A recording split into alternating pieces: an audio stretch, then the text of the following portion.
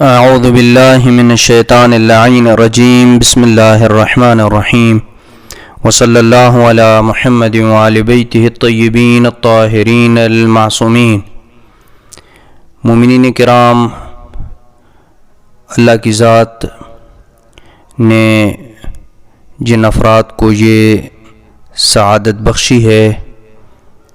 کہ وہ اس سال حج بیت اللہ کی زیارت سے مشرف ہو سکیں گے، ان کے لیے ہم نے حج کے آداب اور اس کی معنویات کا ایک سلسلہ شروع کر رکھا ہے، جس کا آج درس نمبر 5 مومنین کرام کی خدمت میں لے کے حاضر ہونے کا شرف حاصل کر رہا ہوں۔ گزشتہ 2 دروس میں ہم نے یہ بیان کیا تھا کہ سفر حج سے پہلے کن امور کا خیال رکھنا چاہیے، اور آج انشاءاللہ ان امور کا تذکرہ کیا جائے گا کہ حاجی کو دوران حج کن امور کا خیال رکھنا چاہیے۔ جو شخص چاہتا ہے کہ اس کا حج کمال کے درجے پر پہنچ جائے تو وہ دوران سفر اپنے ساتھیوں کے ساتھ اچھے اخلاق کے ساتھ پیش آئے۔ لہذا آج ہم چند ایسے امور بیان کریں گے جو سفر حج میں مفید ثابت ہوں گے۔ پہلا امر، اجتماعی سوچ۔ حاجی کو چاہیے کہ دوران حج تمام قافلے کے ساتھ ساتھ چلے، قافلے کے تمام پروگرام اٹینڈ کرے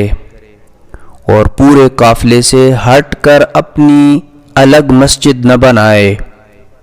اور قافلے کے جتنے بھی پروگرام ہوں ان میں باقاعدگی کے ساتھ شریک ہو اور قافلے سے الگ تھلگ نہ رہے،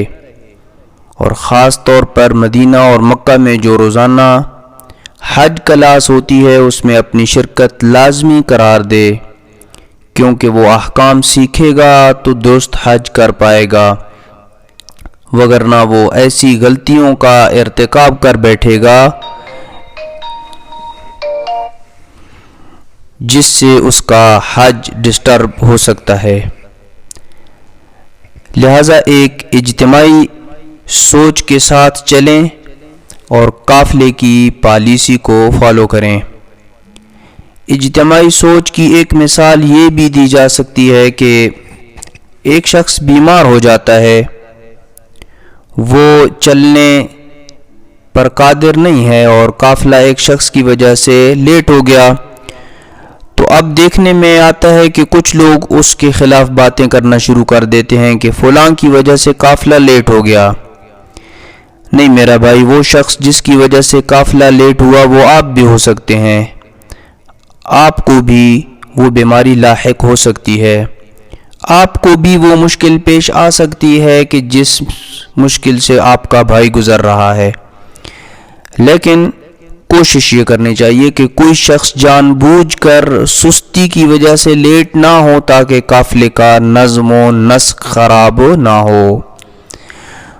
لہذا خلاصہ کلام یہ ہے کہ ایک اجتماعی سوچ ہونی چاہیے، منفرد نہیں رہنا چاہیے انسان کو کہ اس کے کام کوئی دوسرا آ کے کرے گا،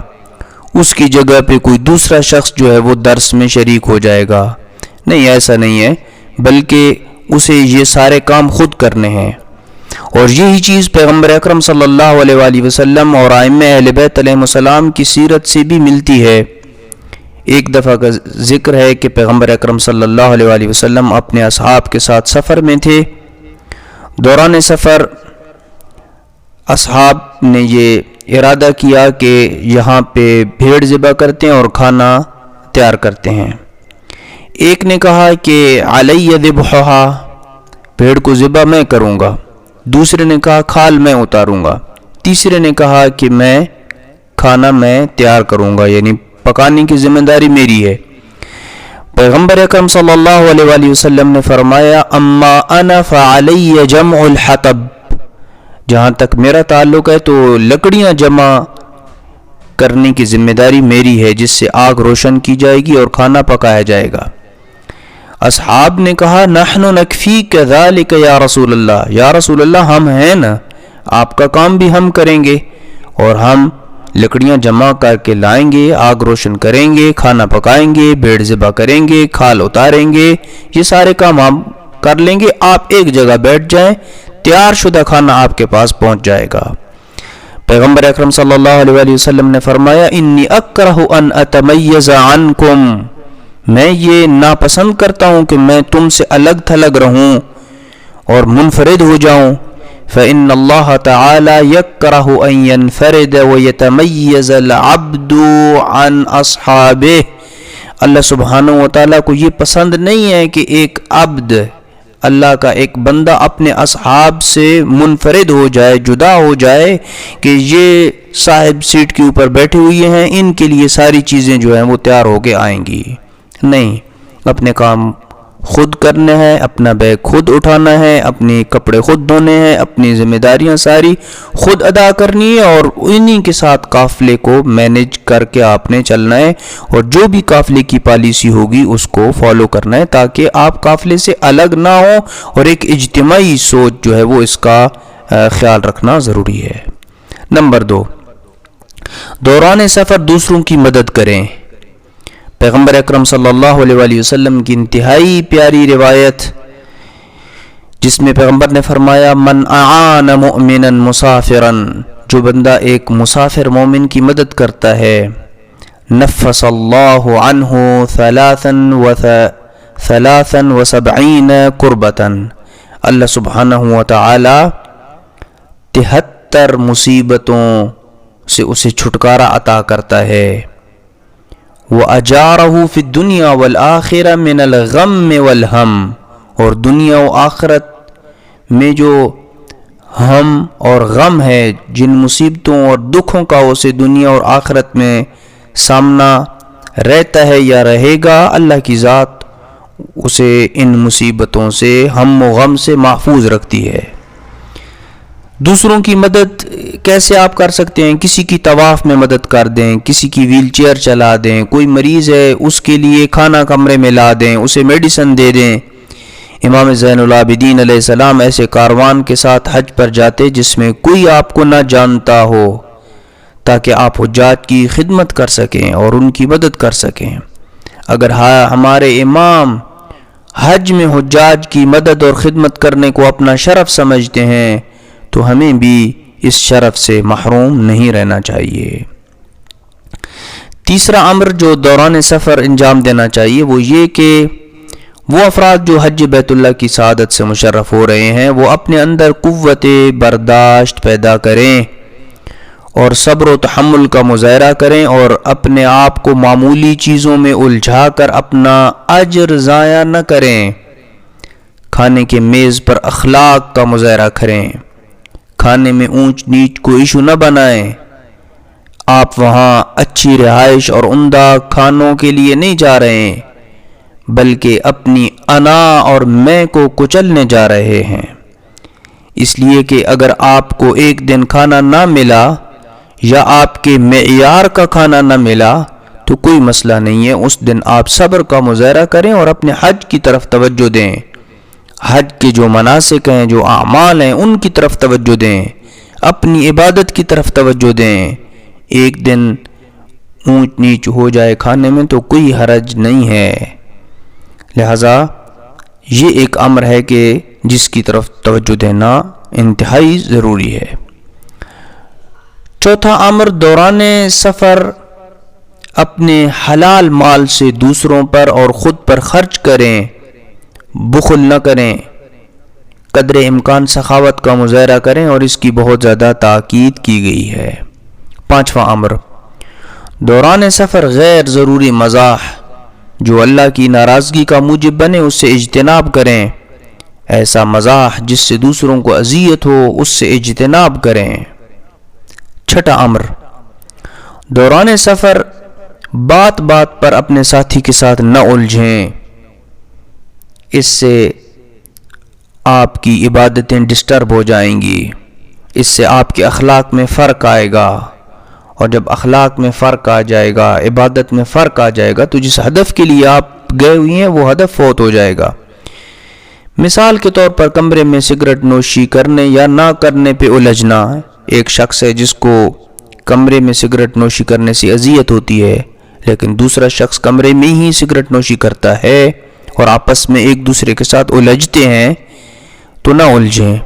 جو سگریٹ نوشی کا عادی ہے اسے دوسرے کے حقوق کا خیال رکھنا چاہیے اور وہ باہر چلا جائے، گیلری میں سگریٹ نوشی کر کے واپس آ جائے۔ اے سی کم زیادہ کرنے پہ الجھنا۔ ایک شخص ہے جسے بہت زیادہ گرمی لگتی ہے، وہ اے سی بہت زیادہ تیز چلاتا ہے، اور دوسرا جس کو سردی لگتی ہے، چونکہ انسان کے مزاج مختلف ہوتے ہیں، دوسرا کم اے سی چلاتا ہے، جس سے ایک کم کرتا ہے دوسرا زیادہ کرتا ہے، اور اس میں آپس میں وہ الجھتے ہیں، اور پھر زیادہ اے سی چلانے سے بیماریاں بھی پیدا ہوتی ہیں،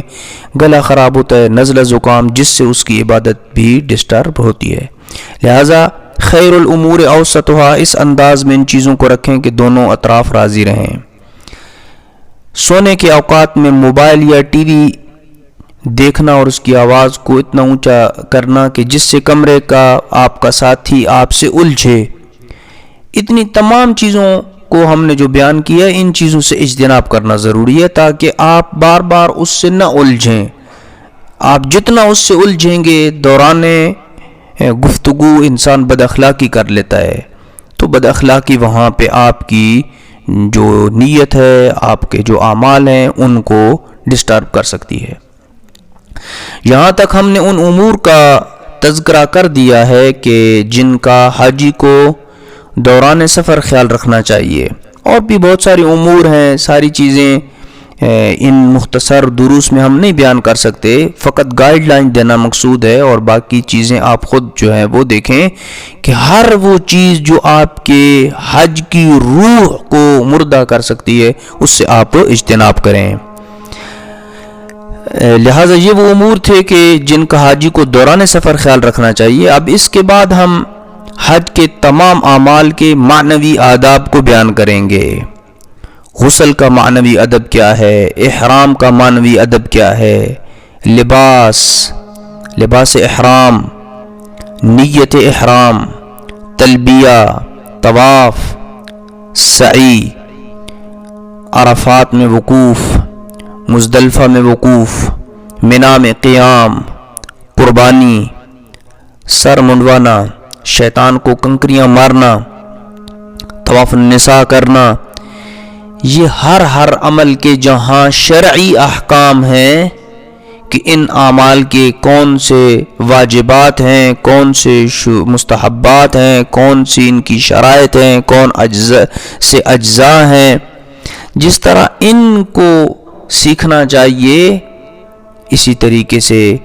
ان تمام اعمال کے معنوی آداب بھی ہیں۔ شرعی احکام آپ سیکھیں گے تو آپ کا حج صحیح ہوگا، اور معنوی آداب آپ سیکھیں گے تو اس سے حج صحیح ہونے کے ساتھ ساتھ آپ کا حج قبولیت کے درجے کے اوپر بھی فائز ہوتا چلا جائے گا۔ لیکن دونوں کی اپنی اپنی اہمیت ہے۔ پہلے کسی عمل کا صحیح انجام دینا ضروری ہے، اور پھر اس کے بعد اس کے قبولیت کا مرحلہ آتا ہے۔ دونوں مہم ہیں، قبول بھی کروانا ہے اور حج کو صحیح بھی انجام دینا ہے۔ لہٰذا ہم یہاں سے دونوں چیزوں کو لے کے چلیں گے کہ احکام شرعی کا تو باقاعدہ وہاں پہ مکہ مدینہ میں انشاءاللہ روزانہ درس بھی ہوگا، لیکن آداب معنوی کو ہم انشاءاللہ کل سے شروع کر رہے ہیں کہ جتنے بھی آپ کے حج کے اعمال ہیں، مناسک ہیں، مثلا عمرہ تمتع کے آپ کے 5 اعمال ہیں، اور پھر حج تمتع کے 13 اعمال ہیں، تو یہ دونوں ملا کے کل 18 عمل بنتے ہیں۔ ان 18 عمل کے کون سے معنوی آداب ہیں،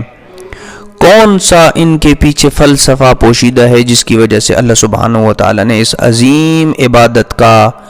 فقید المثال اجر رکھا ہے۔ اور یہ آداب معنوی اس لیے ہم بیان کریں گے تاکہ کسی بھی حج کے عمل کو انجام دیتے وقت اس کے معنوی آداب کا بھی خیال جب رکھا جائے گا اور اس کے شرعی احکام کو بھی سامنے رکھیں گے تو آپ کا اور ہم سب کا حج کمال کی منزل تک پہنچ جائے گا۔ وصلی اللہ علی محمد وآل بیتہ الطیبین الطاہرین المعصومین۔ ناصر عباس نجفی، نجف اشرف عراق۔